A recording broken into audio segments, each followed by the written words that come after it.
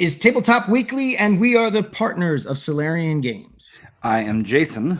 And I am Peter. And this week we are doing something. We're doing something different. We have only one story this week, and it's because, I honestly think this is about the biggest story in tabletop gaming. Definitely this year, this decade. I honestly think this is the biggest story there can be, and that reflects my personal biases about what matters about tabletop gaming. But let's jump right into it. So, the story is Alarums and Excursions. And before I say what it is about Alarums and Excursions, I just want to say Alarums and Excursions is the longest running tabletop gaming magazine. It started basically the moment Dungeons and Dragons started. It's over 50 years old. Never, with maybe one exception, has never missed an issue every single month for 50 years, run by one person, Lee Gold. Lee Gold and her husband Barry and a number of other people, but it's a small, what they call an apazine. We'll talk about that in a minute. And Lee announced after the last issue came out, which was issue number 593, over 50 years, that issue number 593 would be the last ever Alarums and Excursions.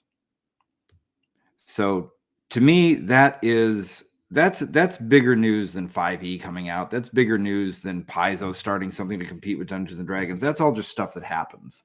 Alarums and Excursions was sort of a rumor to me when I was younger, because I didn't know where to get it or how to get it. It's not the kind of thing you could just order.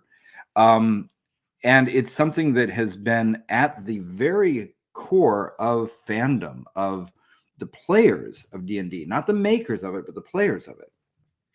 I remember reading some Dragon magazine editorial where Gary Gygax came on, he wrote his editorial, and he was talking about these upstarts and these people that keep trying to change the rules, and all they do is complain, and the community's terrible. I'm like, what is he talking about? Where is he hearing this? Right?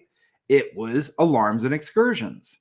This is where it was basically the internet. It was the internet forums. It was the Reddit. It was the Usenet. It was the Facebook groups. It was the whatever you want to call it, the N world of the 1970s and the 1980s and all of that.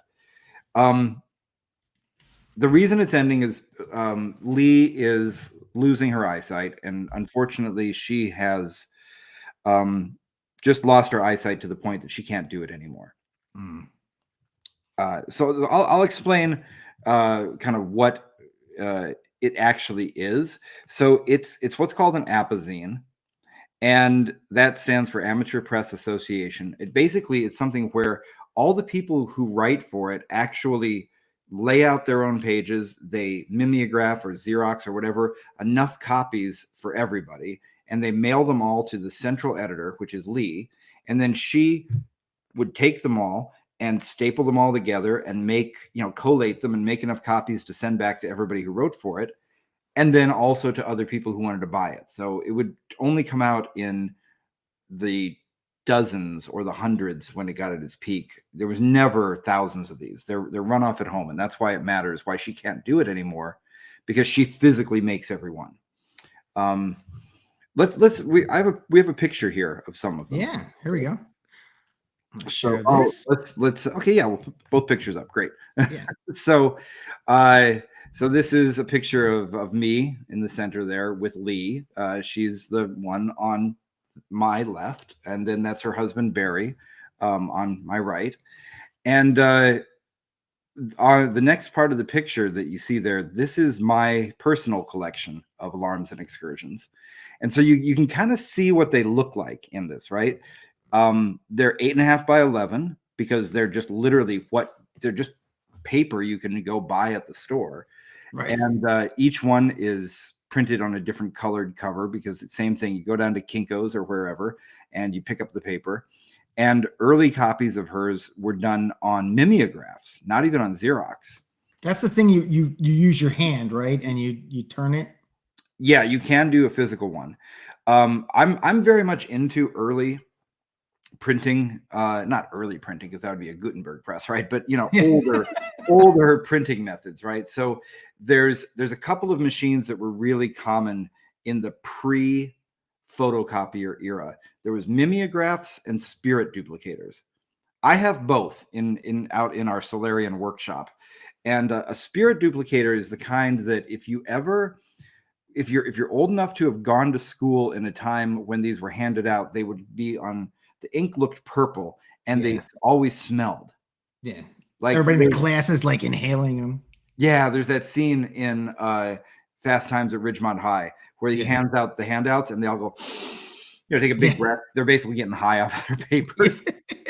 But they use like some kind of ether or something, right? It's called the spirit duplicator because you use spirits. You use denatured alcohol. Ah, okay. And it goes, Brian says he loves that smell. Everybody does, right?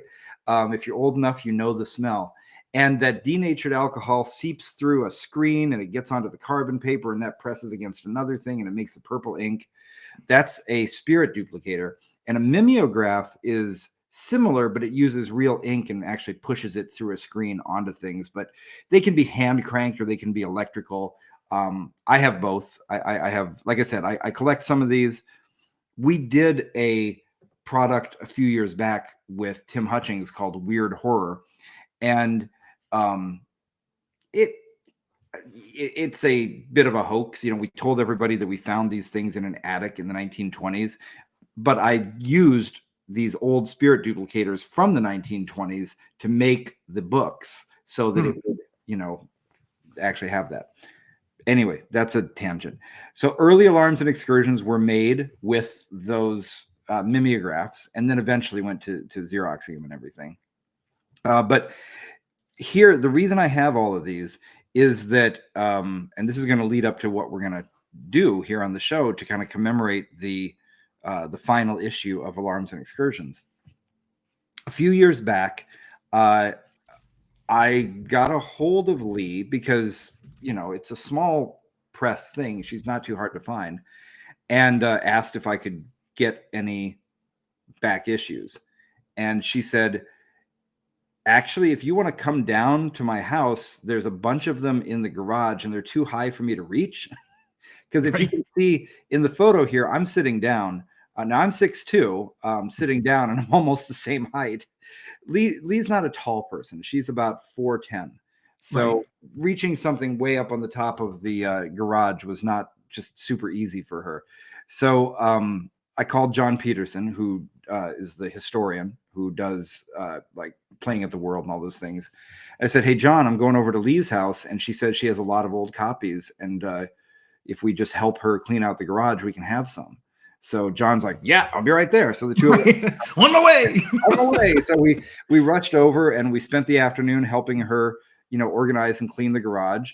And we gave her money for these. We didn't take them just for we gave her some money for them. But sure, she was very, very generous in the low amount that she asked for all of these copies. So I'm very lucky to have kind of gotten my collection all at once and gotten it directly from Lee.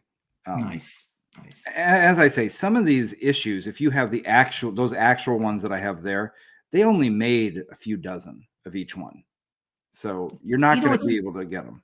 It's amazing as you said, as this amateur press, they all have art on the covers. They all have cover art. Like, where did she get this cover art? Like, did she hire somebody or was it free? Like, did somebody do it for free?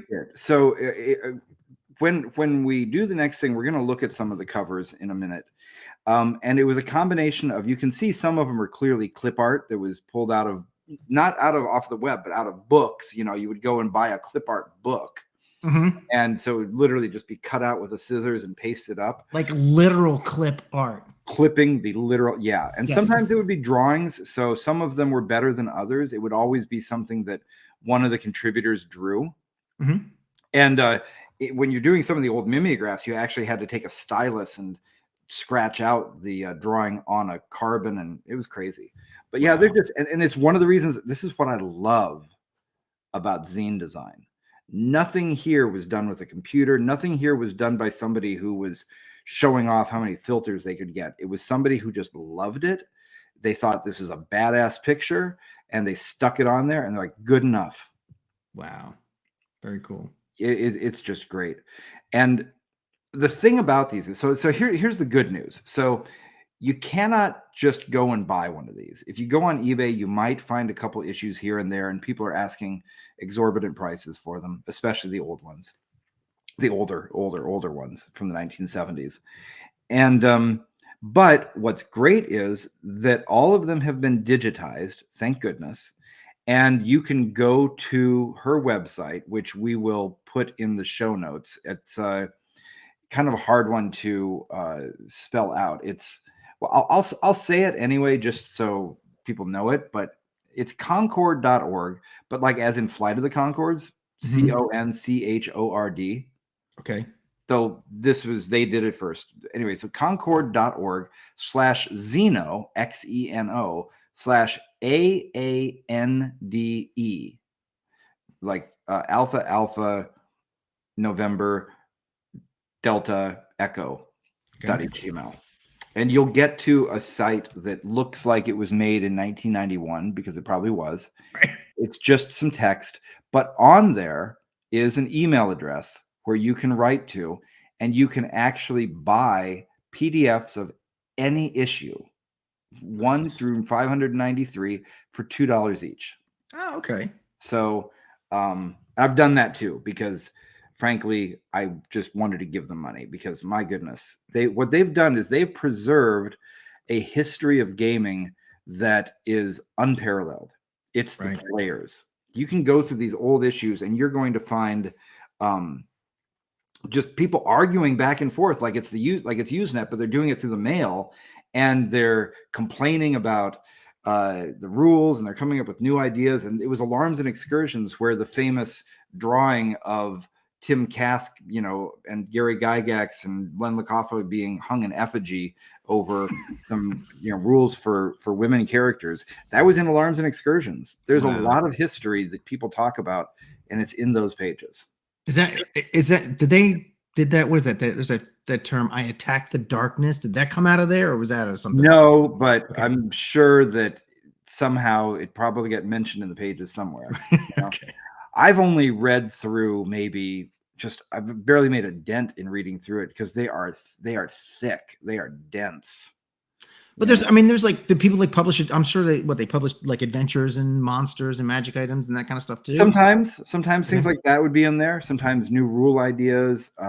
There's another thing. They talk a lot about a thing called filking, which is a misspelling of folk songs. And if you've ever been to Gary Con and Gen Con, there's people who do these like nerdy folk songs. Yeah, they do that at Balticon every year. Yeah. And that all started with these folks back in the 1960s. Wow. Nice. So what we have to commemorate this is we have an interview with Lee Gold. It's pretty long, and we're going to play it after this in just a moment. I just want to set it up a little bit. So after going down and meeting Lee and Barry, and they were just great, getting to know them a bit, I asked them if they'd be willing to, or Lee specifically, if she'd be willing to do an interview for a podcast that we were working on. And this was a show that, if you remember, we were doing the TSR Podcast Network, and we had a bunch of different shows. And so I had an idea for a new show, and it was called Making Games. And it was just interviews with creators about how they make things. And, with anything like a new podcast, you don't want to just jump in with both feet and start putting them out immediately, because what if it doesn't work out, right? You want to have a few in the can. So I decided to get, 4 or 5 episodes in the can first, and then put them out. So I got about 4 interviews done, and it just turned out to be something that we just didn't have the time to do. So I've been sitting on this rather lengthy interview that I did with Lee Gold at the time. And she goes into the history of Alarums and Excursions, what it was like to be there when Dungeons and Dragons was released, what it was like to be a gamer in 1974, what it was like to be a science fiction fan in the 1960s, and what kind of fanzines and conventions existed back then, and just her whole kind of experience with Alarums and Excursions. I think it's fascinating. I think it's a lot of fun. I think Lee Gold is one of the coolest people I have ever met in my life. Cool. I'm just so happy that I got to meet her and spend some time with her, and I'm glad she's still healthy and well. It's very sad that her eyesight is preventing her from making any more of these. But I think after over 50 years, Yeah. she deserves to take a break. Yeah. Yeah. So, literally hats off to Hey. Lee Gold. Yep, literally hats off to Lee Gold. Absolutely one of the great pioneers of tabletop gaming. Also a good science fiction author if you want to pick up some of her stuff. Oh, okay. And so without any further ado from me anyway, Right. we got some we have a video. It's an audio podcast, but we put a little slideshow together for it so you can see a lot of the early covers of Alarums and Excursions. Look closely at them as the interview is going. You'll get to see what you'll learn a lot about them just by looking at the covers. And just so you all know, we've never done it this way before. It should work. It should be fine. So, fingers crossed. And if it doesn't for some reason, and I have to end this stream, we have it ready. It'll go back up in like 15 minutes or 10 minutes or whatever. And then you can watch it then. But it should work. It should work. Yeah. So we're gonna shut our audio off and just let it roll. We're just gonna watch and listen with everybody. We're not gonna do the after show tonight on Discord because this interview that's coming up is pretty long. It's almost an hour and a half, like an hour and 15 minutes, I think maybe. So, but it's worth every minute of it. So we're gonna skip the after show because we've got bedtimes. But we'll be doing it again next week.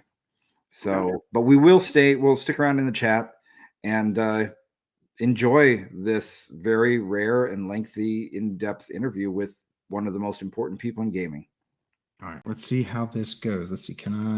I can do that. I'm gonna go ahead and mute myself now. Yes, I'm gonna mute myself. All right, y'all enjoy. Press Association, APA. And those started out way back when, I don't really know, you can look it up on Wikipedia, 20s, 30s, with people who had printing presses showing off how beautiful their printing presses worked. And when science fiction fans, without printing presses, but with mimeographs, looked at these things, they said, we don't care how beautiful our mimeographs are. We want to show off what we can write about. And they started at first joining these old venerable APAs like NIAPA, and then starting their own.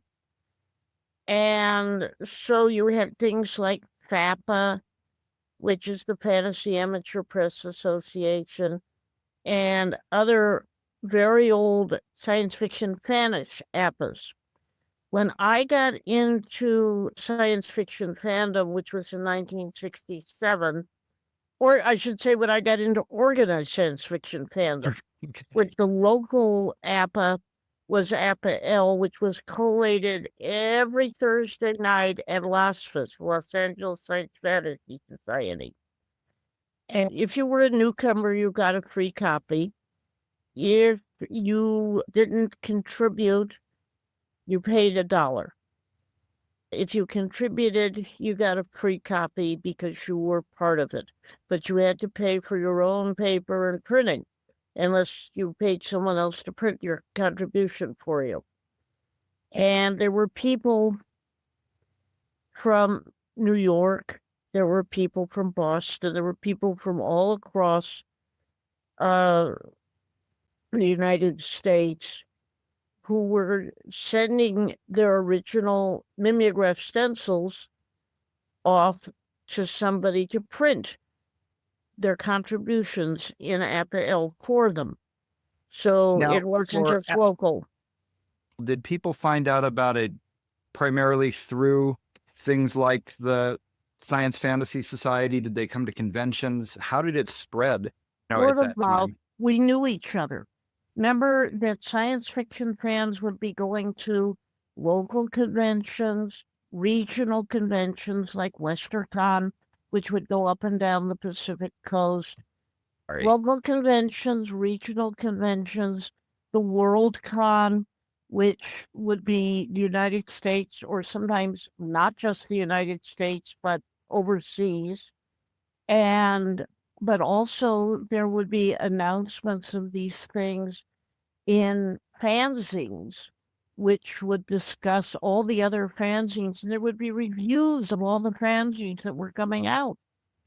So there was an awful lot of discussion about all the things you could contribute to and get copies.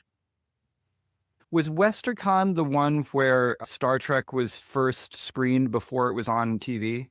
Oh, yeah. That was in San Diego in '66, which was before my time. Yeah, the one APA L that I have is the best of that. I got this from you Yeah, a couple of years ago. that was the best of APL number 3. And It has a review in here of that Star Trek screening without actually, I don't think it actually mentions it by name, but you can tell what it is. right, And and that was the version of the menagerie that wasn't released. That was the version when they had a number 2 played by a woman instead of Spock. Yes, it was Gene Roddenberry's later wife, wasn't it? Yeah, Majel. Yes. And Yeah. I wasn't there. My husband was there. He came earlier into fandom than I did. I mean, he can tell all sorts of strange and wonderful stories. That was the convention where the potatoes bounced. And The the folks, the potatoes bounced. Well, okay. Astrid Anderson, Poole and Karen's daughter, looked up at her father and said, "Daddy, my potato bounces." And her mother said, "Let's see about this." And she took the potato and dropped it. And she said, "Poole, this potato bounces if you drop it." And Poole said, "I've often written about one, but this," and he dropped the potato. "This is the first time I've ever heard a dull, sickening thud." And he wrote a song to the tune, to a well-known tune, to the tune of that wonderful Australian song about the swag man who jumps into the billabong and drowns, about bouncing potatoes who'll come bouncing potatoes with me. It was a very odd convention, and you have to understand that this is a Spanish story, so folk songs come into it. Folk songs come into a lot of things. When I first came to Las Vegas in August of '67, it was with a fanzine for sale, and there were some folk songs in it that I had written. And the way I met my husband was by selling him this fanzine, which was the Third Foundation, number 77. I explained to my crowd of friends that we would bring in a fanzine so we would make a strong impression on these odd people at Las Vegas, and which we did. And one of the songs in it was "Oh, What a Beautiful Martian," to the tune of "Oh, What a Beautiful Morning." And it had the first chapter of a serial, Doomed Lensman, which I don't think E.E. Smith ever ran across, but it is up on the web. And the way I met Mary, my husband, was that at midnight he came down and started singing my folk songs to me, and we got married 2 years later, which proves the danger or virtue of buying fanzines from strange women. Was it called filking at the time? Yes.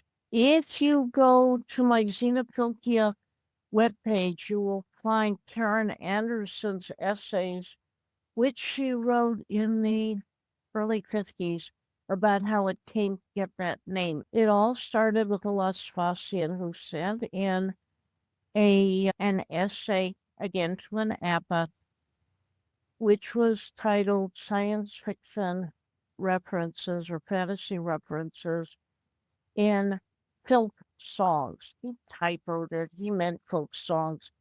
And Oh, what he was doing, the editor looked at this and said, I am not going to mail this out.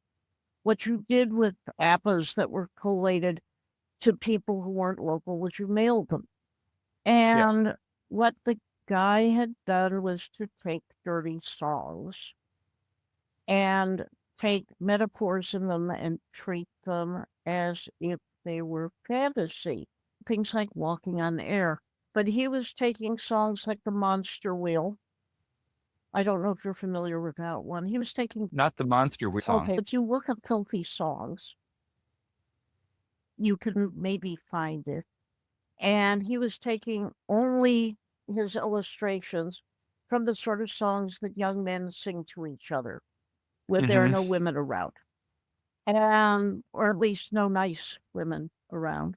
Romeo over in the Clover would not have been in there. It would be too clean.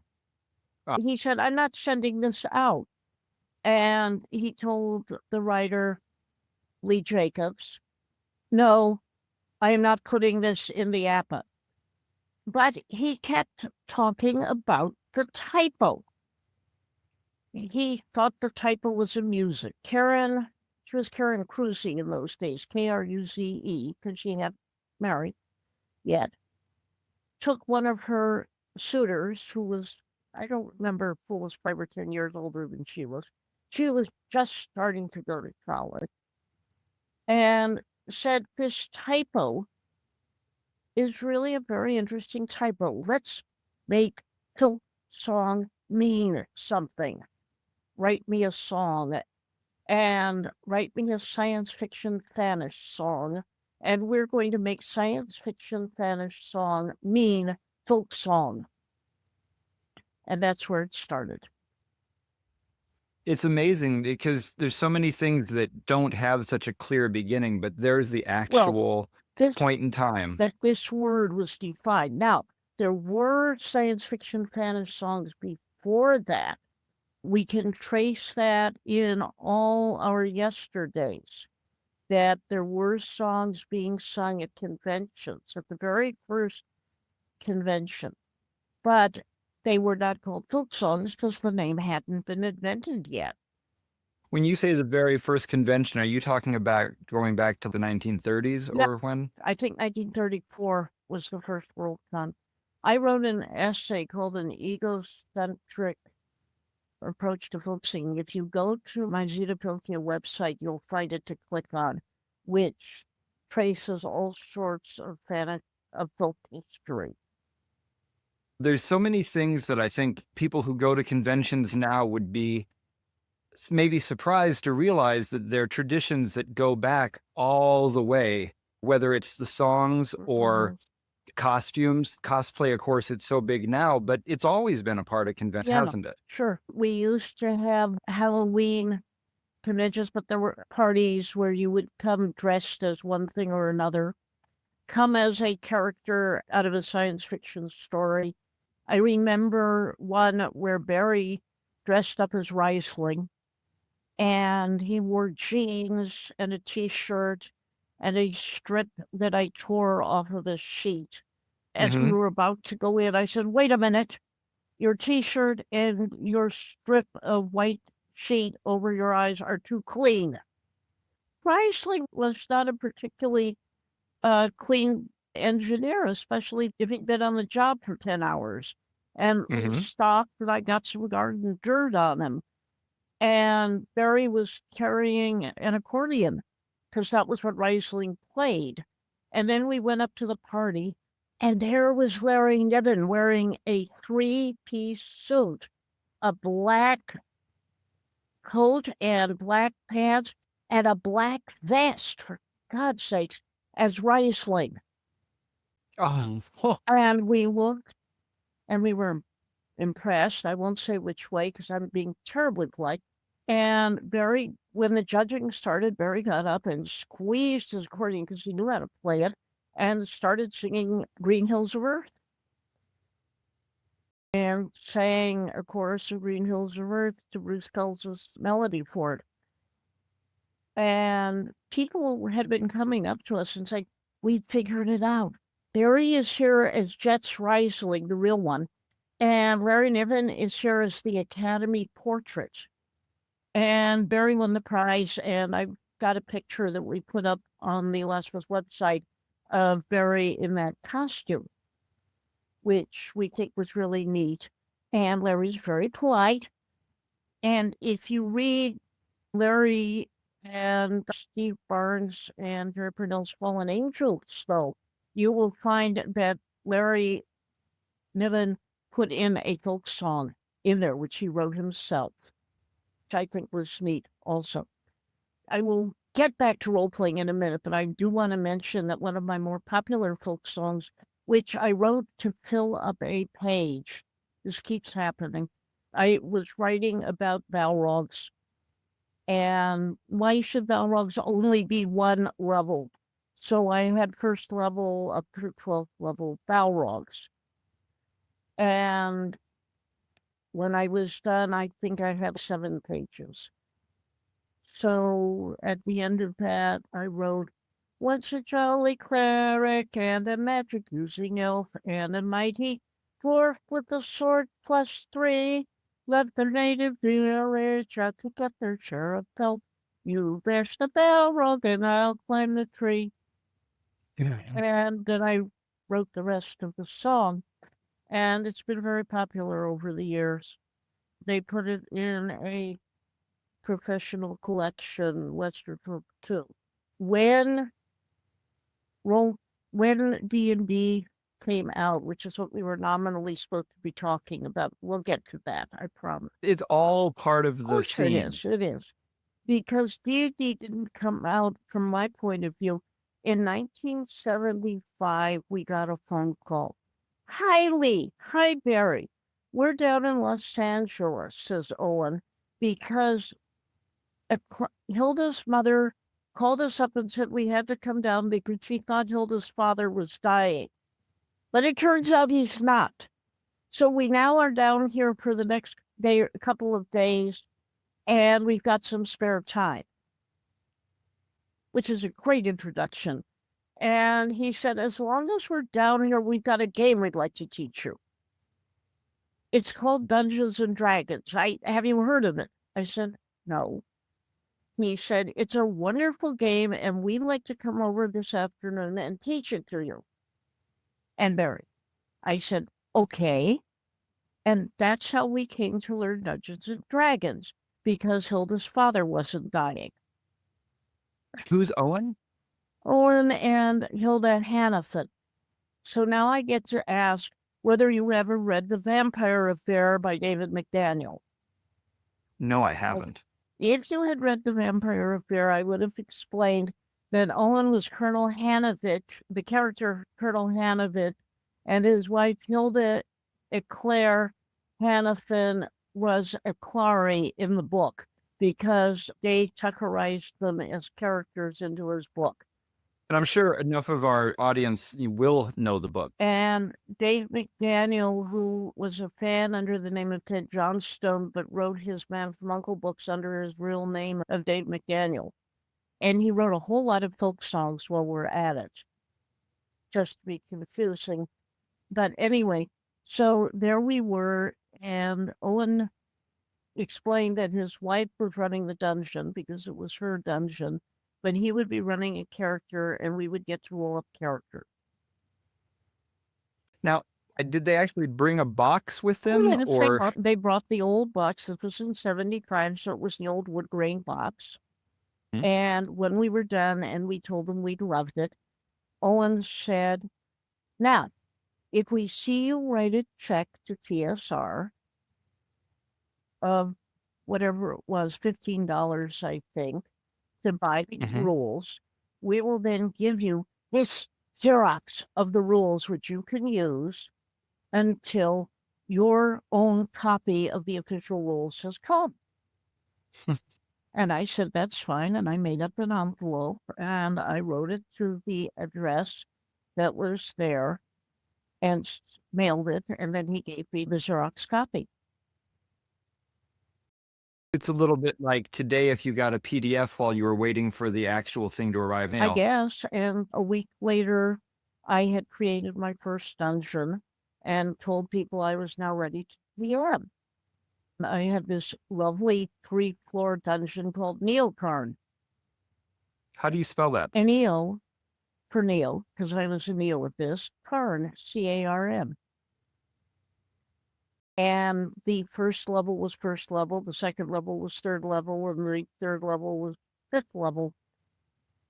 And you got from one to the other either by taking sloping ramps, which I would not recommend, or going up and down the elevator, which was powered by giant hamsters. And I had to roll and see how many giant hamsters were on the job at any moment.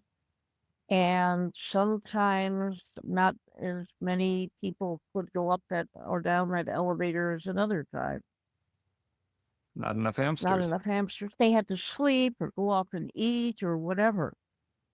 Oh yeah, hamsters are notoriously unreliable. That's true. I thought so anyway. So that provided a certain air. And at some points later on, we would have Barry running one level in one room. I'd be running another level in another room. And Barry would come in and say, is anyone using the elevator?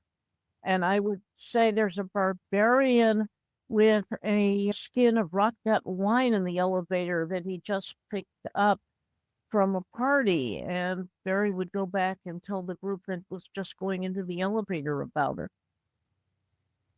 So we were going back and forth on there.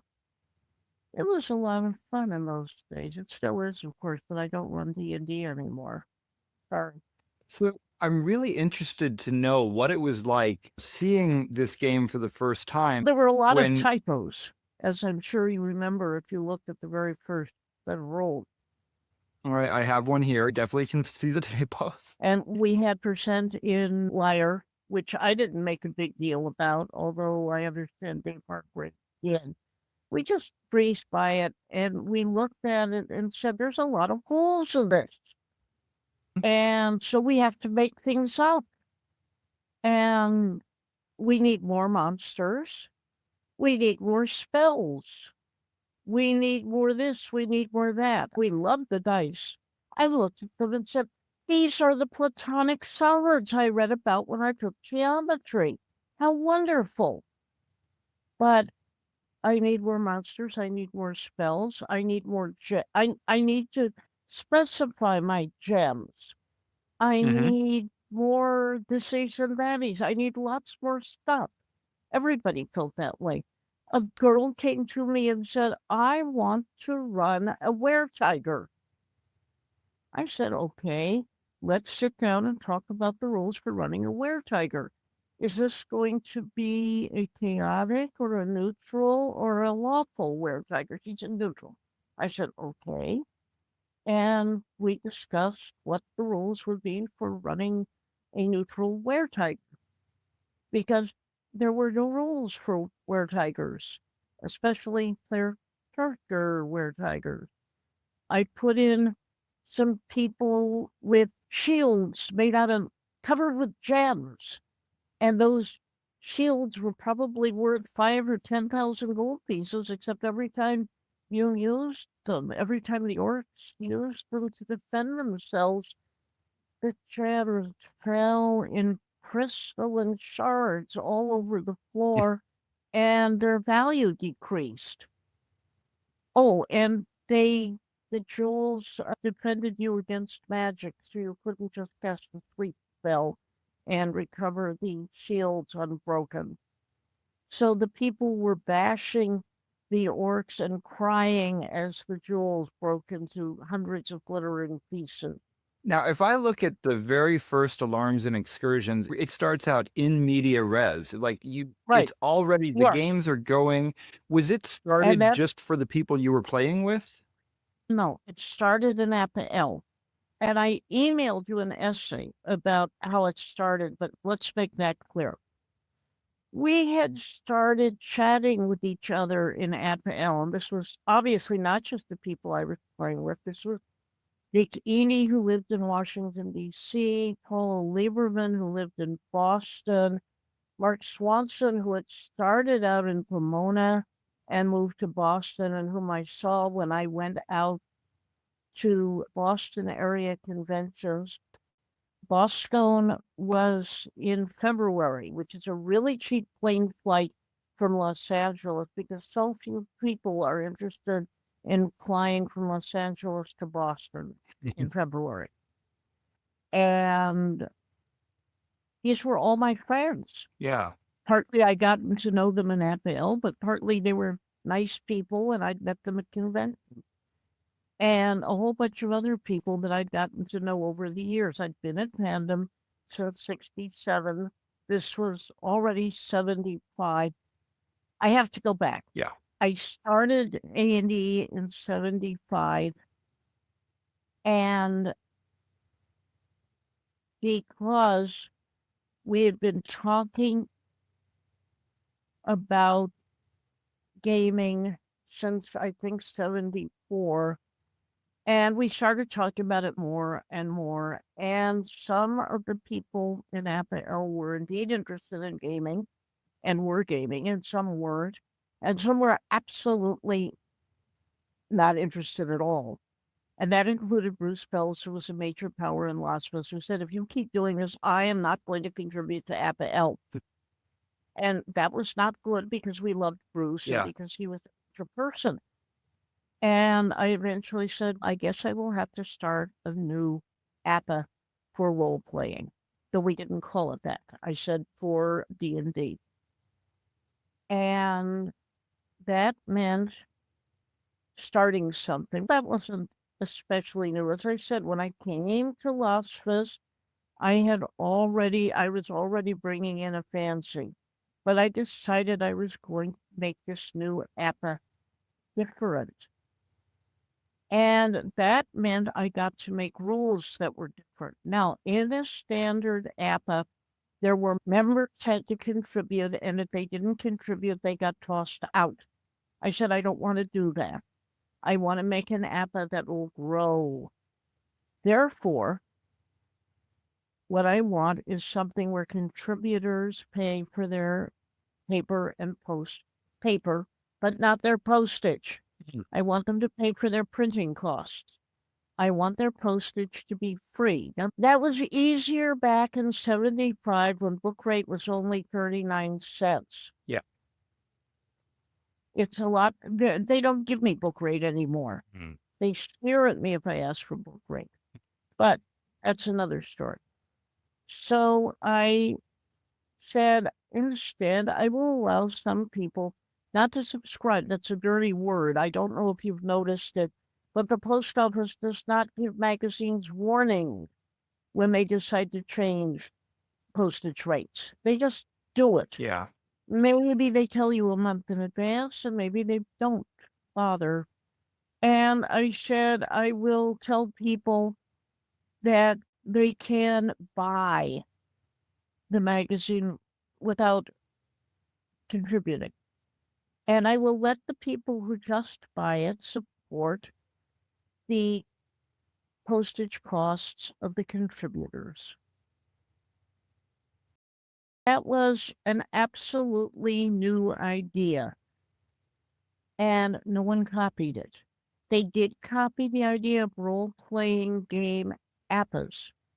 I wasn't the only one who did it. 6 months later, there was the Wild Hunt coming out of Boston. There were 2 or 3 others. There was Pandemonium being done by another guy. There was APA Dud, which stood for APA D and D. I don't remember. There were 4 or 5 other APAs, but all the rest of them charged people for postage. And I was the only one who said contributors don't pay for postage. And it's funny how that idea of building in financial rewards suddenly causes people to get more and more interested.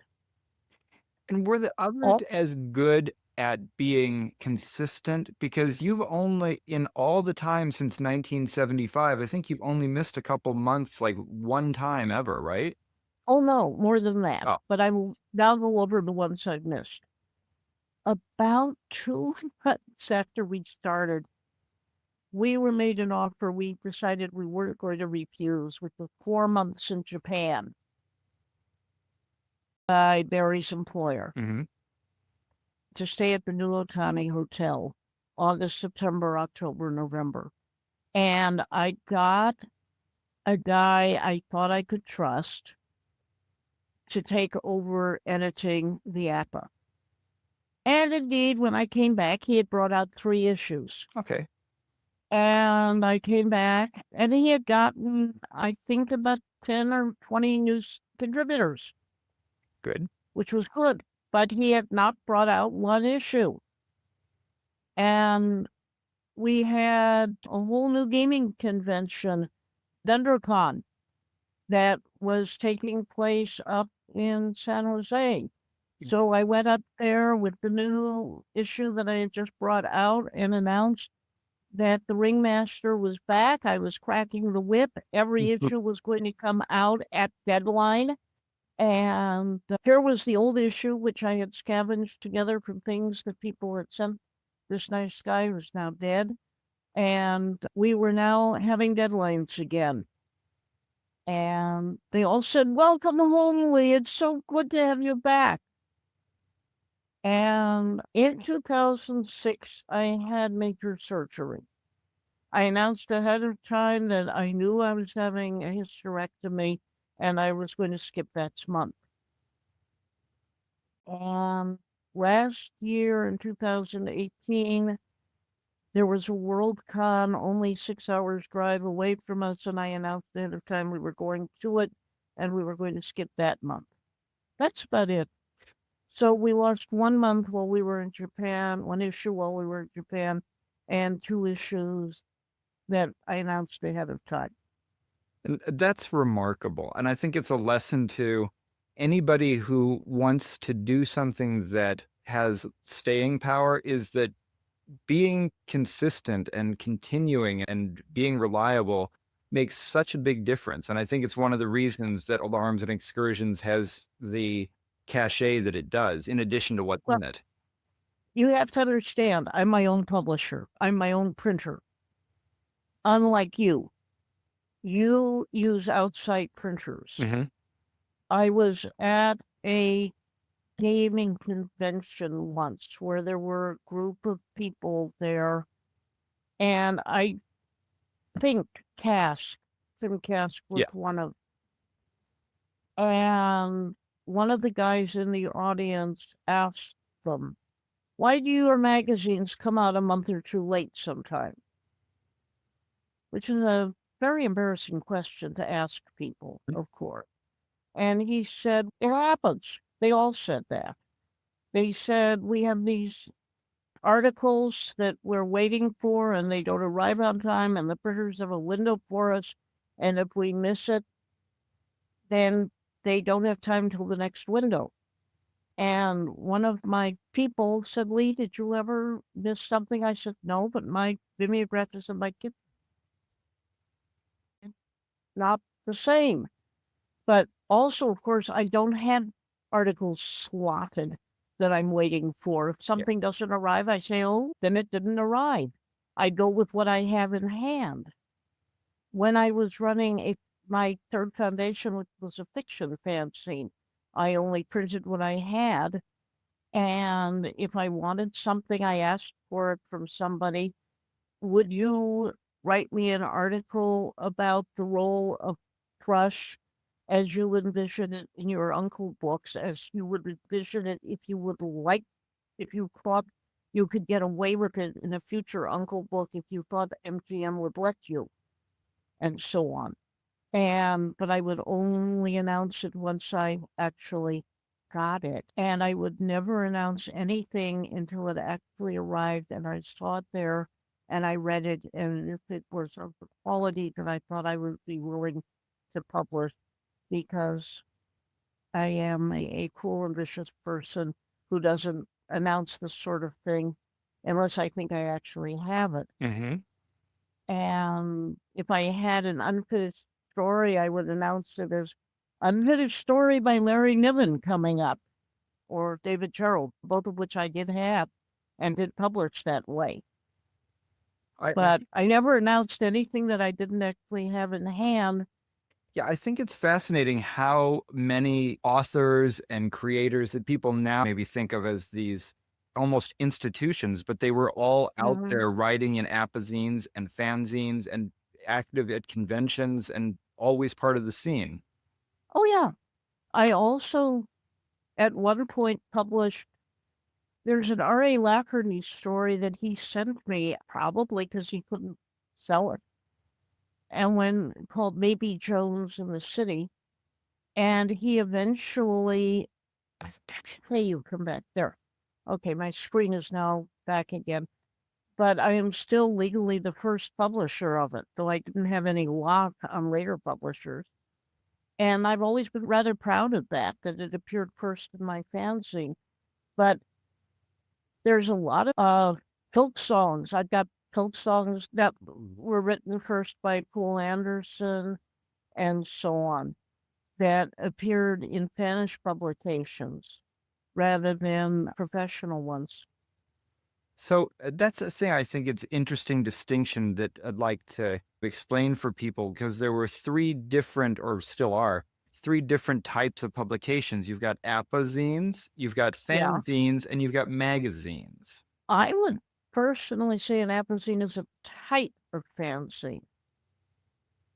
But that's just where my head is at. It gets complicated. I think of the difference is that an apozine seems more like a community, whereas a fanzine seems more like a broadcast.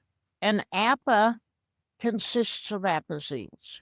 I'm waving my hands in the air in frustration at this point. Alarums and Excursions has gone from 70, not counting the first few months, Alarums and Excursions has gone from, say, 70 to 160 pages. And each individual contributor's zine in it is an apozine. Okay.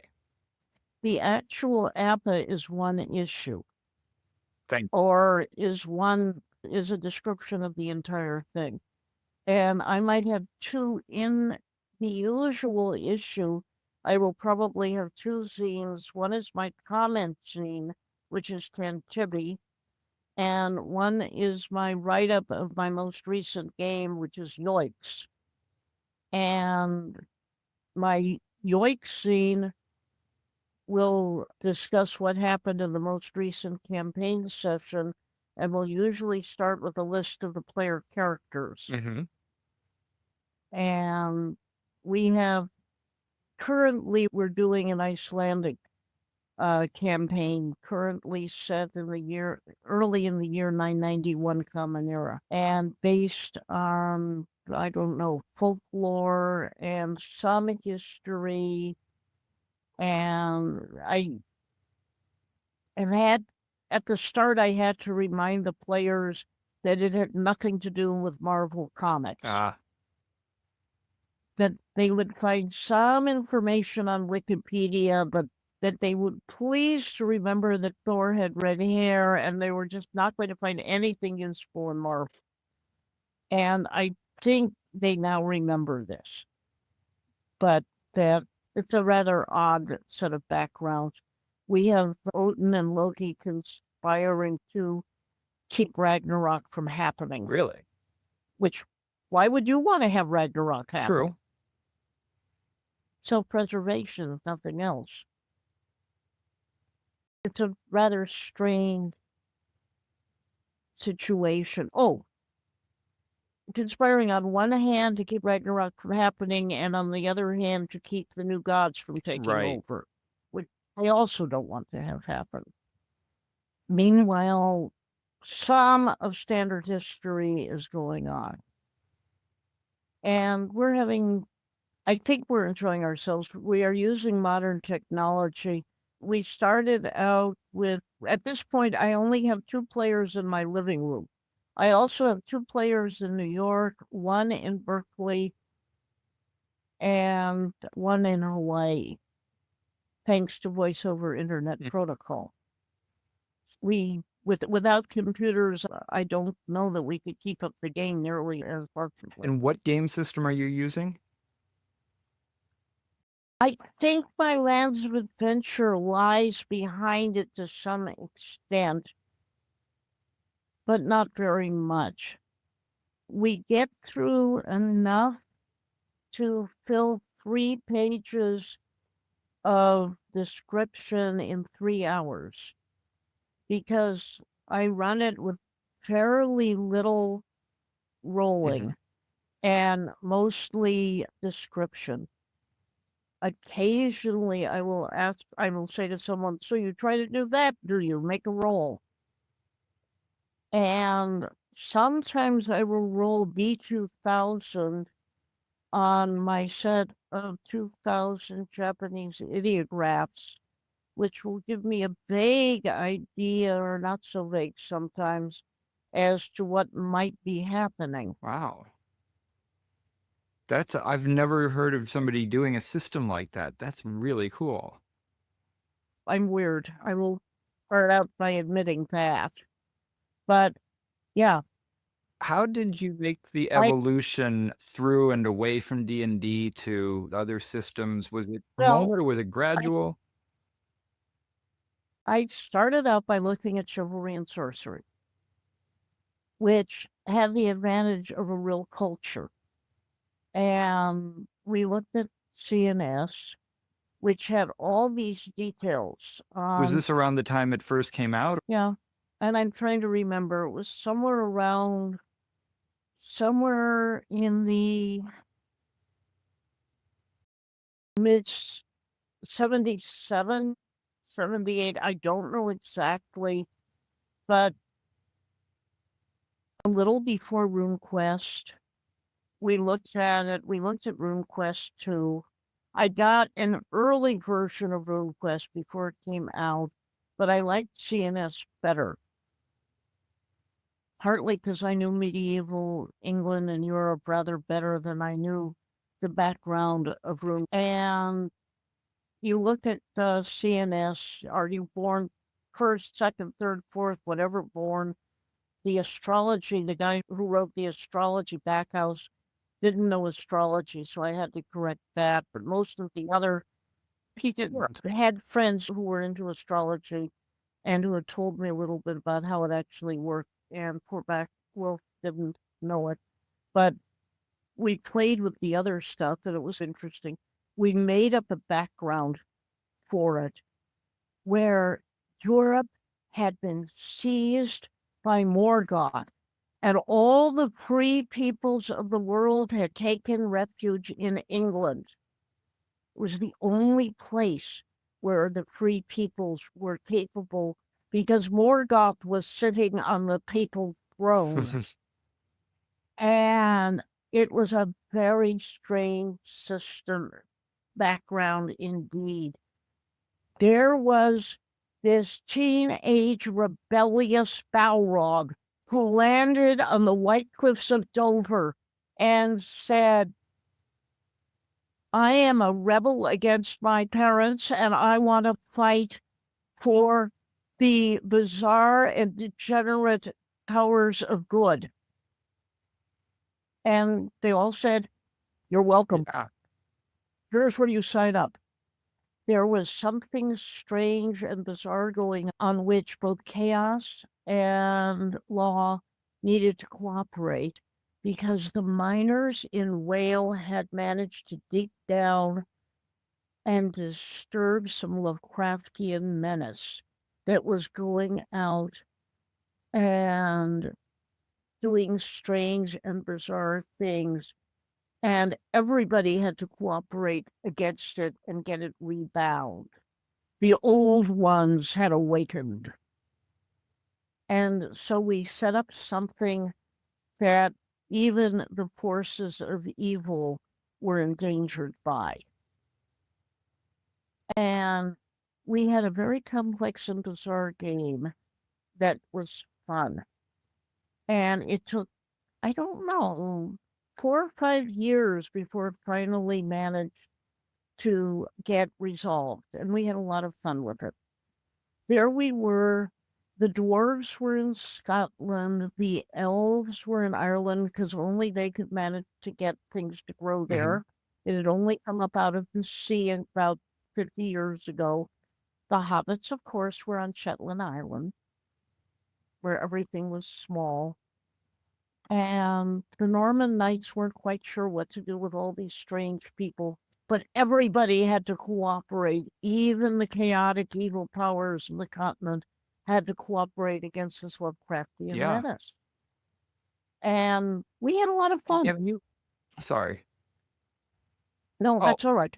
I Go was on. just going to ask about your players. Have you had anybody in your campaigns all the way through, or Well, some people died. We missed them.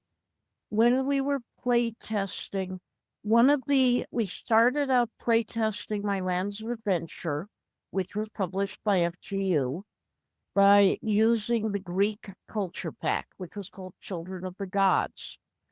And all the PCs, some of the really low-class ones were children of a king or a queen, but most of them were children of some god or goddess.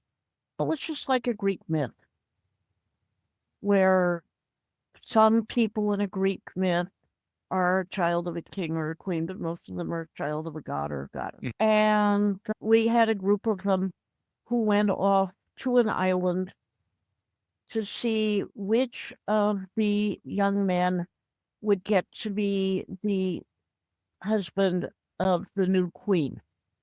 And then found out that the husband was going to be ritually sacrificed at the end of 8 years. yes? And they said, we will form a band of brothers that will change the custom on this island.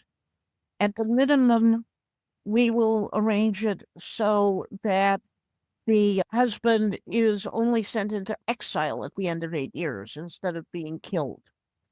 And they all swore a great oath that they would all cooperate. And then they found out that the island was going to be invaded. And it was a very interesting game. I will never forget the point at which one of them found his mother, the goddess, coming down in the form of a great bear to give him some wholesome advice. And he was sitting on her at the time, and one of the players piped up, "Oh, look, Primus is riding on his furry godmother." Yes, that's what we all did. We all started laughing hysterically. We've had some good times over the decades, and I made Barry GM this thing because I knew that if I GM'd it, I would just flex the rules without noticing what was wrong. And every time he would GM it and there wasn't a rule there to take care of a situation, he would stop and say, "There's no rule here, rewrite it." Which I did. Yeah. And that was how, when we were done with, 6 months of the campaign, we knew that it worked.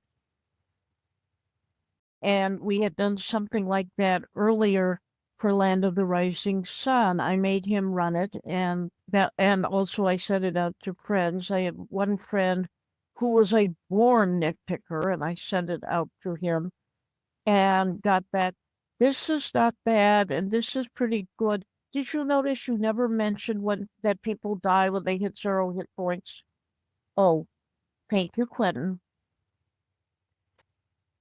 When you're checking out rules, you need someone to tell you little details like, It's very easy, I know from experience, to overlook it because if you're the person who's written it, you know just what to do. So anyway, now I'm using this Lands of Adventure very much in the background, but it's still there. Basically, what I'm doing is it's a storytelling game where we're all cooperating to tell the story, but it's still, every once in a while there's a roll, not often, and every once in a while I will double check and say, "No, that's totally out of character for a person with your background." And nobody would ever do that. And sometimes someone will make a beautiful typo. We have a guy who took Latin about 50 years ago, and he managed in an email to refer to Pater and Pelis, not Phileas, Pelis, and Spiritus Mhm. Sanctus. That's the Father, the Cat, and the Holy Ghost. And I said, that's beautiful. I know it's a typo and I don't care. You'll just create a brand new heresy, and I am putting it into the game. Oh, I love this. And so we now have a heresy, which I believe originated with the Coptic Christians, because Egypt is where Copts originated. People who believe in God the Father, God the Cat, and God the Holy Ghost. As a cat lover, I have to say most cats would agree with that religion. Yeah. And it's a lawful good version of Christianity. The sun is there. I don't know if you've run across Arian Christianity, which believed that Jesus was a very nice guy, but not quite fully Familiar. God. Yeah. And yeah, and this is a version of it. And this is in late 10th century Europe and England. So it serves as a useful counterbalance to the Yeah. werewolves. It also, for some reason, makes me think about Terry Pratchett and how in his books, death, the only philosophy death really has is cats are nice. I personally like dogs as opposed to werewolves, but that's another story. If I had to choose which one to have but in my house, it would be the dog, definitely.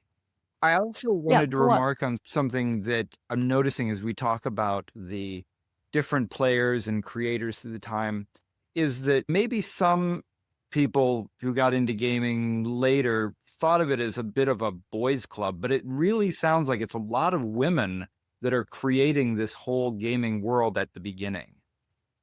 Well, there were some women, there were some men. Did you ever read Heinlein's The Moon is a Harsh Mistress? Absolutely. Okay. The description he gave of lunar society, where there were at least initially very few women and they were treated as precious. And you did not lay your hand on one without her permission, because if you did, every man around would beat you up or perhaps kill you. Was very much like SF fandom before Star Trek. When I came into fandom in 67, which of course was before Star Trek took off, there were perhaps 2 or 3 women to every 10 men. And most of the women had either spoken for 1 or 2 men or were not interested. And therefore, a woman could make her own choices. Sometimes a woman could decide whether or not she might be interested in looking for a man, or could decide to be a Spanish power in her own right, or whatever. And Trek brought in Trekkies, and many Trekkies wanted to be girlfriends. Now, obviously, this did not apply to people like Deidre Trimble, who was a major social power and had been around in fandom for years, ever since getting out of the Navy, where she had been a naval, I believe, officer. But we definitely saw a tremendous amount of new girls or women coming in who were half in love with Mr. Spock. And it was a whole different situation. But the social balance that had been there before was very different. When I saw D&D, when I first attended my first Origins, I walked in, very poor thing, was back at the hotel with a fever. So I gave her a bottle of aspirin. I had a demo to run. I was demoing Land of the Rising Sun.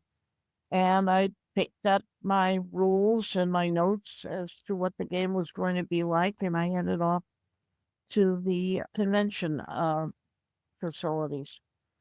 And there were these little things selling, I am a wargaming widow. And a young guy, I didn't ask him his age, he may have been 16, came up and said, "Are you carrying those for your husband, those books?" And I said, "No, I'm carrying them for myself. I'm going to be demoing something in about half an hour. I want to see where the room is." And he said, "Could I carry them for you?" And I said, so he carried them for me. And we got to the room, which was a weird little room. The ceiling was only like 6 feet high, except for the area, 7 feet high, except for the area right over where the table was. And I sat down at the table, and the area right over where I was sitting down was only like 6 feet high. And I flung back my head and I said, "Wow!" And it echoed, which was beautiful. And I said, "I can use this." And so I stood up again and I said, "Thank you very much." And he said, "Would your husband get upset if I kissed you on the cheek?" And I said, "Well, that's the wrong question." And he said, "Oh, what's the right question?" And I said, "The right question is, would you mind if I kissed you on the cheek?" And he said, "Oh, would you mind?" I said, "No, it's all right. You may kiss me on the cheek." So he put down my books and he kissed me on the cheek, and he turned bright red and ran out of the room. And it may have been the very first time he ever kissed a strange woman on the cheek. And I thought, that was nice for him. As you say, he was 16. I don't know how old he kid. was. He could have been 17 or 8. I didn't ask. And then my playtesters came in because most of whom I already knew, though I had never seen many of them face to face before because I'd met them in the APA. And they came in and said, "Hi." And I said, "Hi," after seeing their badges. And as we ran through the game, when things got tense, I flung back my head and said, "Wow." And after I said it the second time, they said, "Lee, you don't have to say that again. We're already scared." But it was a great room. Say, before you saw D&D, had you been playing games before that? Okay, now I get to tell you about the first role-playing game I've ever. There may have been others. It was called Dynasty. And it came in a large red canister, and it was sold at department stores like May Company for, I forget, $10, $15. And later on, it got remaindered for $6. And it started out, it had 8 different roles in it, each of them in a 12-page thing that looked exactly the same on the outside until you opened it up. There was the emperor and the landlord and the official and the warlord. You will lie, you will cheat, and most of all, you will steal. And 4 peasants, or 3 peasants, I forget which. And each of them had a character description. And it said, as long as you are playing this character, your actions must be consistent with this personality. Wow. And it had a map, and it had, God help us, Confederate and Union plastic soldiers that you moved around this map. I'm looking at photos of it right now. I've never heard of this before, and it's amazing. And one of our friends bought this thing, and it was made by a guy with a Chinese name.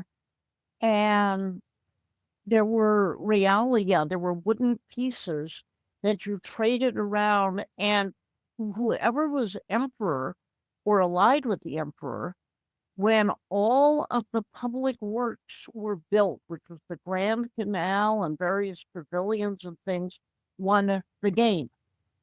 And I have been in games of Dynasty where the official cheated the emperor blind and stole 50 to 80% of the taxes. So the emperor kept raising taxes and raising taxes until there was a rebellion against him. Poor Larry Niven. And I have been in games, he was not a very careful and prudent emperor. I have been in games where the warlord actively encouraged people to rebel against the emperor and make him the emperor, and it worked. I've been in games where the warlord said, it says here you will lie and cheat and steal, so why can't I steal from a bank? And we said, no, you can steal from other players, but you can't steal from a bank. Right. Oh, and then he grabbed the banker who was his brother and wrestled him, and his brother in real life, to see whether or not that would hold. It did, because his brother won the wrestling match. It was a great and weird game.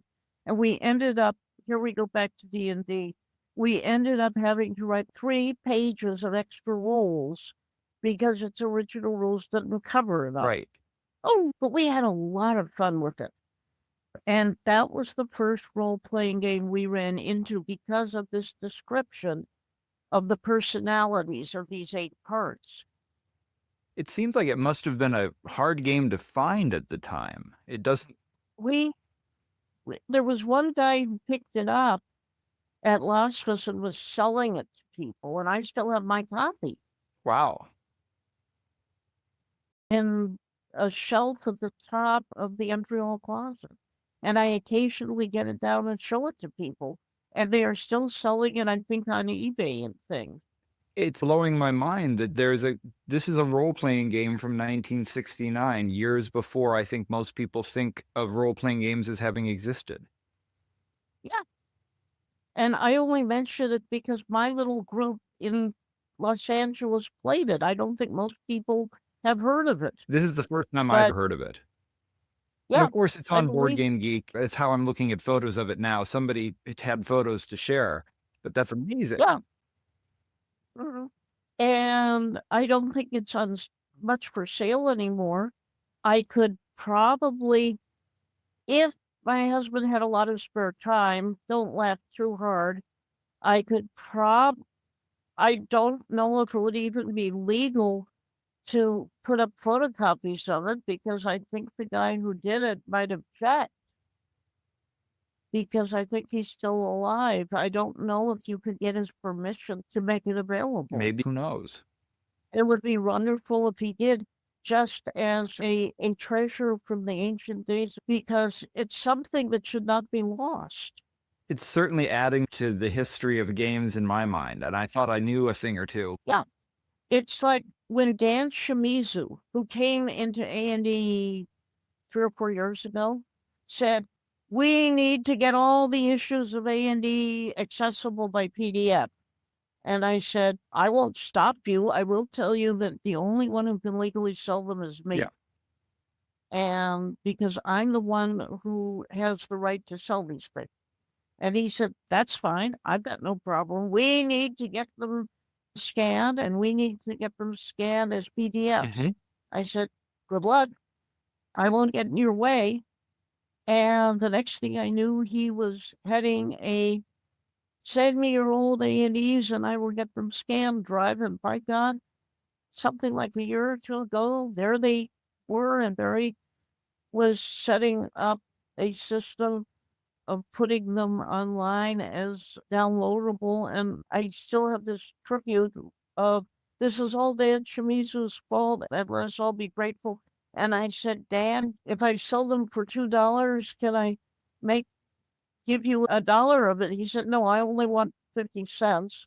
And then he said, the 50 cents is too much money and don't give me any more money of it. I'm incredibly grateful that you and he did that too. I've bought a couple hundred of the PDFs from you directly. Sure. The fact that you're making it, role-playing history. well, and the fact that you make it affordable for people to get, because there's so many to read. Yeah. And it, And this is our common history here. I wish that there was some way of getting the Wild Hunts from this period also available.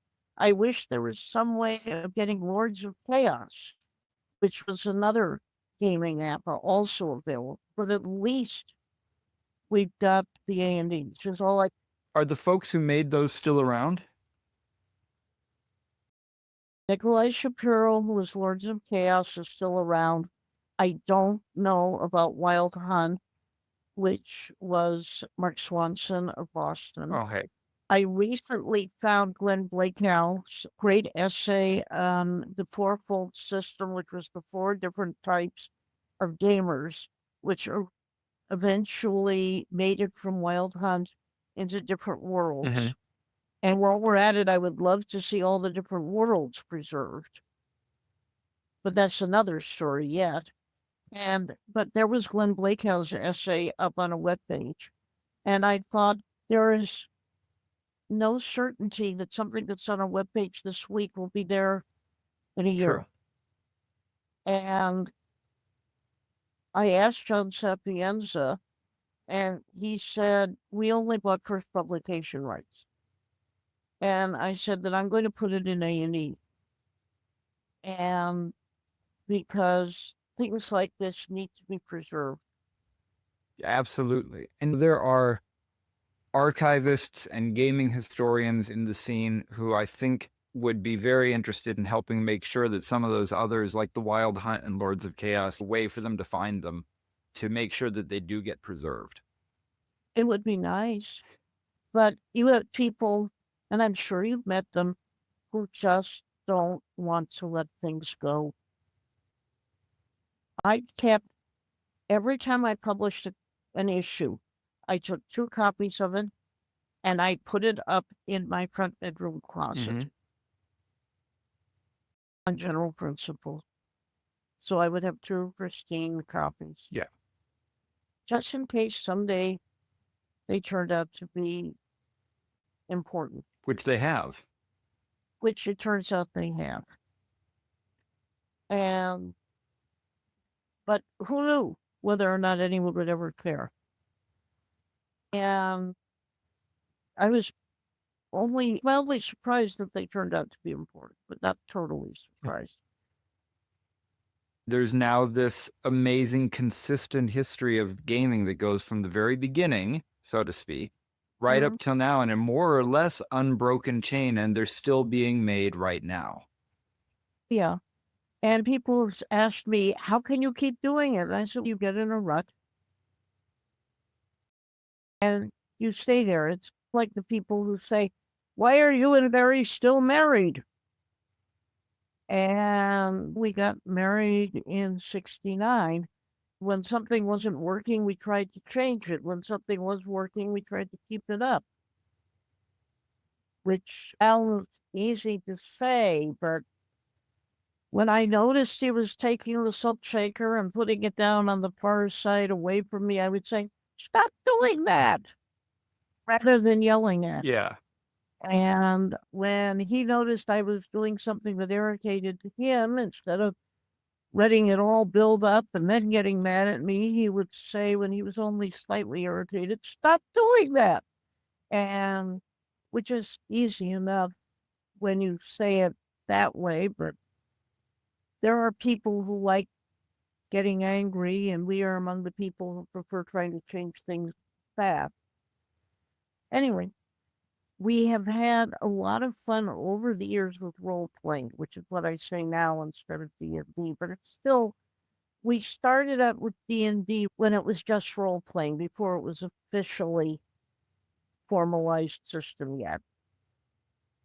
And we still do that. We still change the rules every once in a while because we see that there are holes in what we're doing.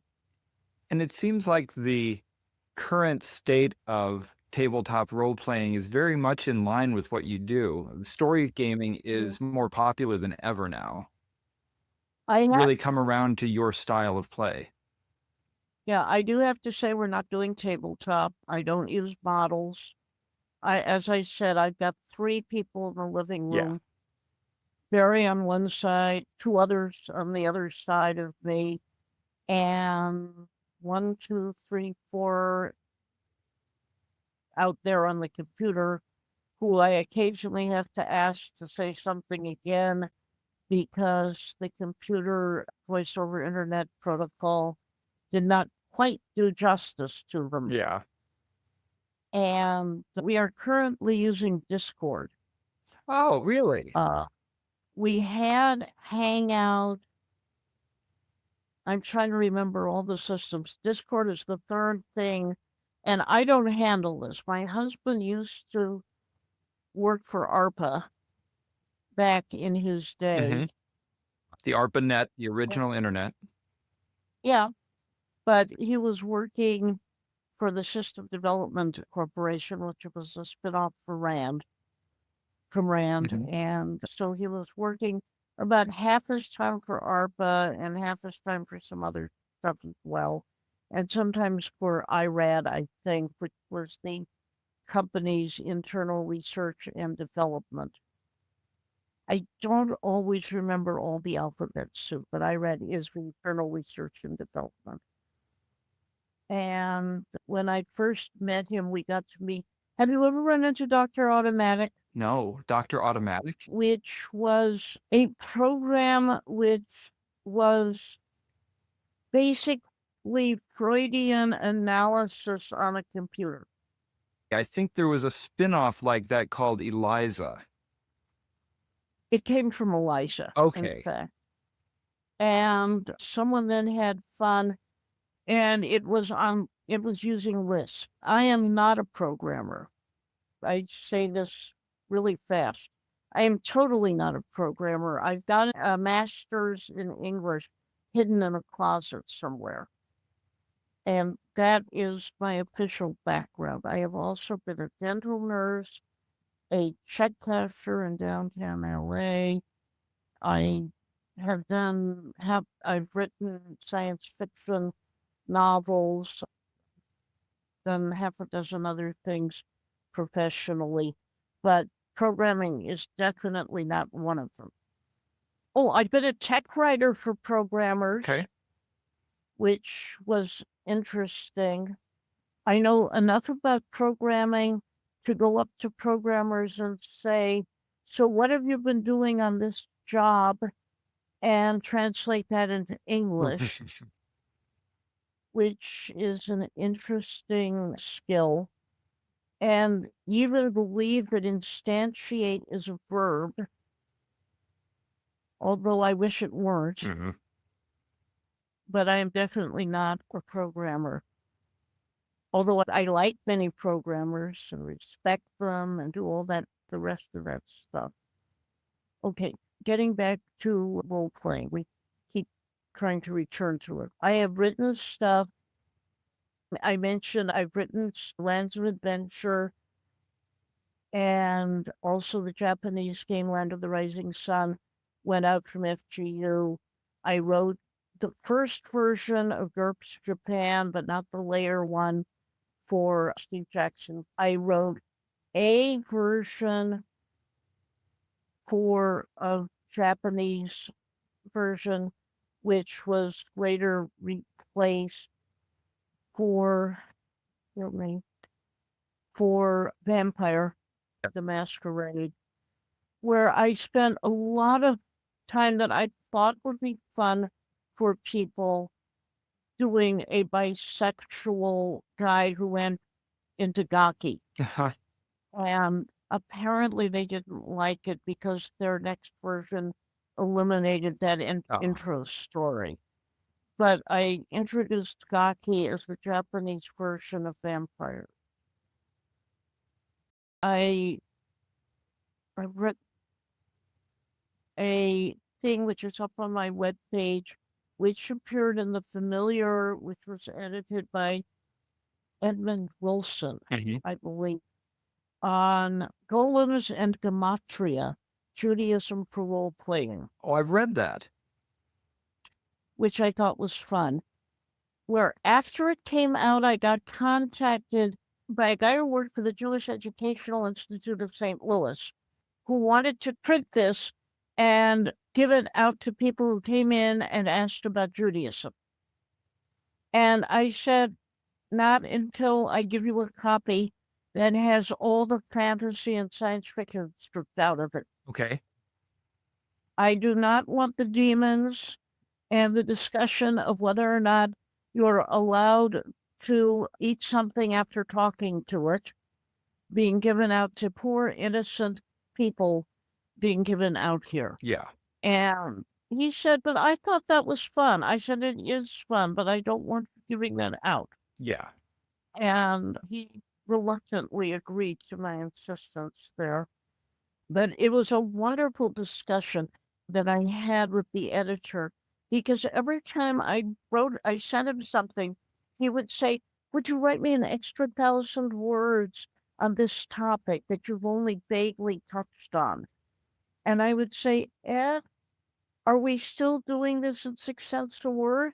And he'd say, yes. And so I'd write him another 1,000 words. And it was, as a professional writer, I thought it was a charming and wonderful assignment.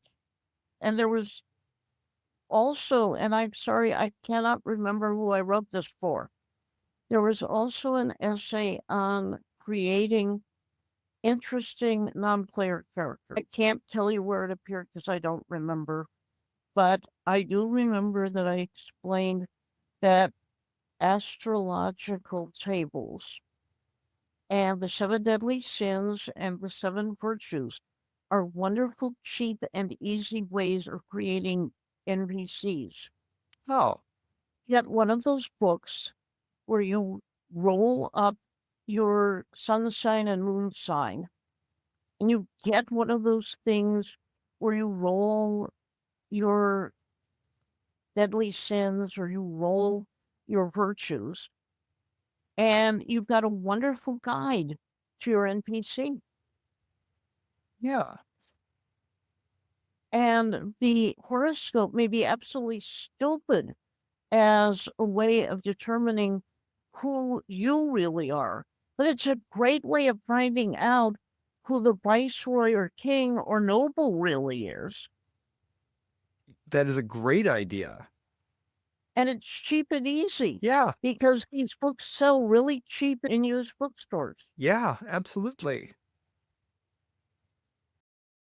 And there are all sorts of tidbits like this where you can go into the used bookstore and buy these things. I also like getting Culpepper's Herbal, by the way, as a guide for at least England and the same areas of Europe as something for an herbalist.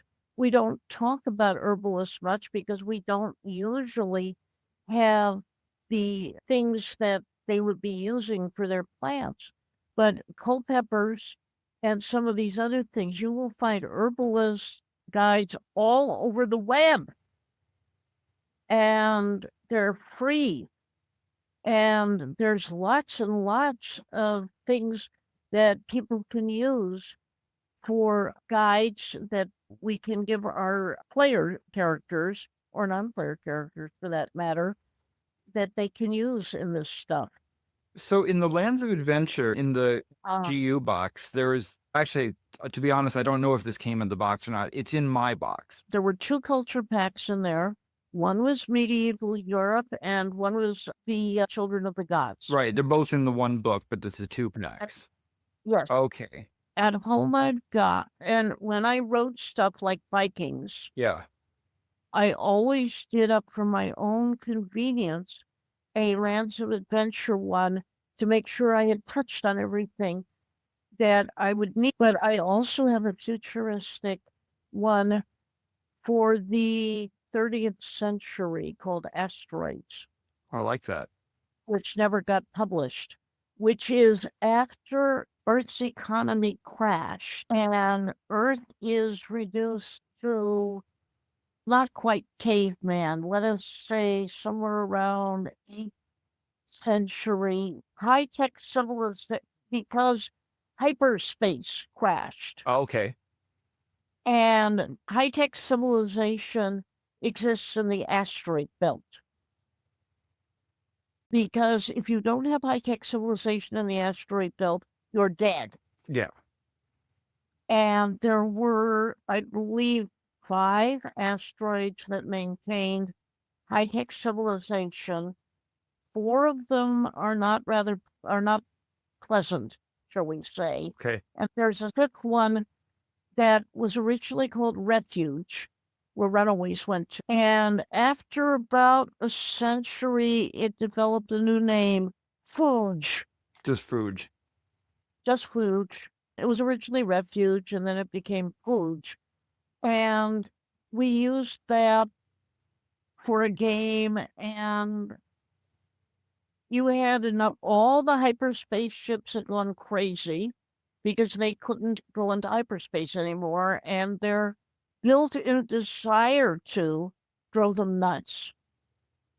And they weren't all nasty crazy, but they were all crazy one way or another.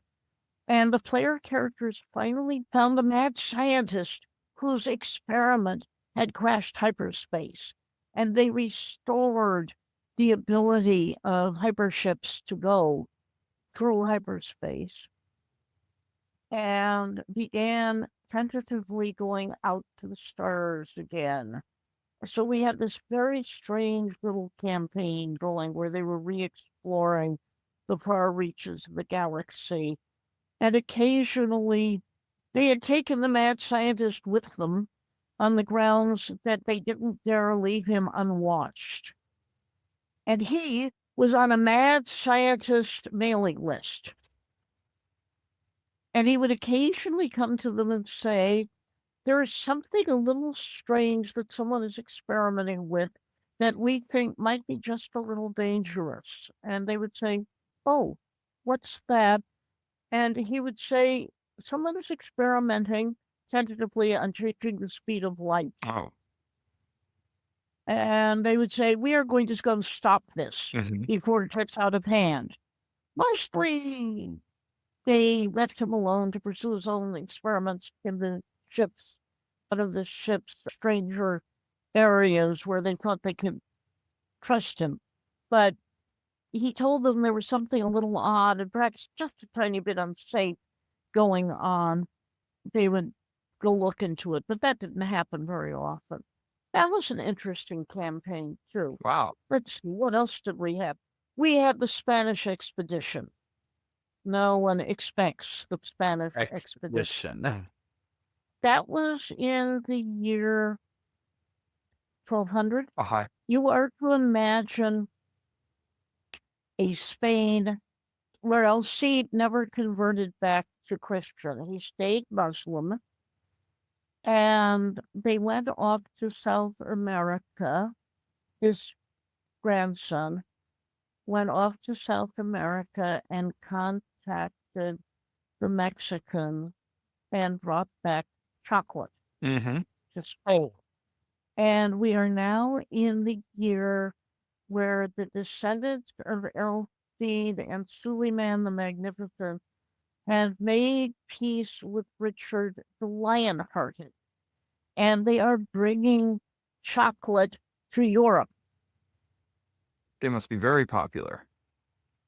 It is totally an unlooked for thing. So we were coming up into Europe, bringing chocolate, tomatoes, and potatoes, and investigating the strangenesses of Christian Europe, as seen by the peace of Richard and Suleiman. And our watchword was, no one expects the Spanish expedition. Oh, that It was a very fun campaign, even if we did spend some time on menus. Yeah. Let's see. We had Prince John the Werewolf, whom we were escorting to the Pope in the hope that the Pope could lift his curse of being a werewolf. That was a nice campaign. So much fun. One of the things we have done is run strange campaigns.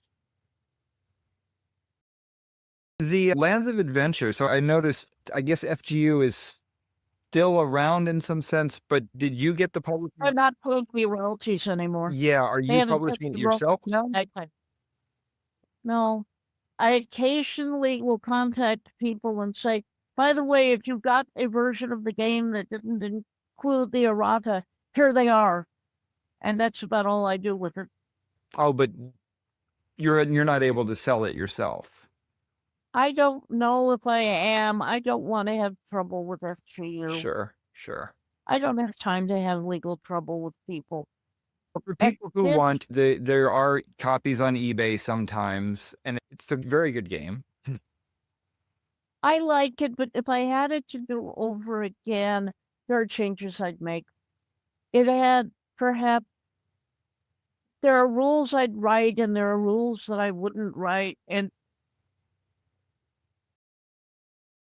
there are things that I think were perhaps too complicated, and I would put in more optional rules. I had people who said it's too short. And then I had people who said, I tried it, and you really did get an astonishing number of things in there for a game that short. Mm-hmm.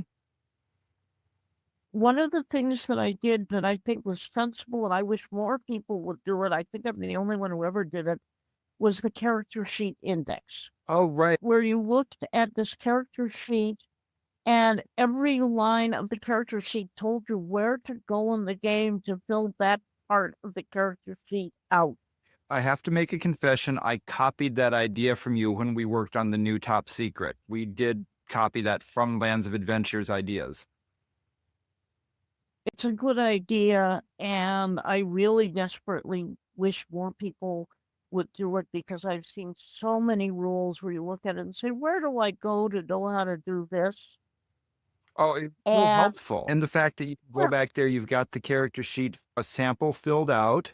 You can look at the index, because often when looking at a game for the first time, I'll look at the character sheet. That helps me understand the game. Yep. And of course, back in those days when you did not get a searchable game. No. Because it wasn't a PDF, it wasn't an email thing. And we had no idea what page things were going to be on. And I had been reading some of the WRG rules where you would have these numbered sections. And I said, if we're going to have numbered sections, then we can refer to the numbered sections instead of pages. Yeah. Yeah. Because then when the page moves around, that's okay. Just go to the section. This is great. And so to wrap up a little bit here, and thank you so much for taking all of this time. I know I ran a little long with you. Oh, that's fine. It's been fun.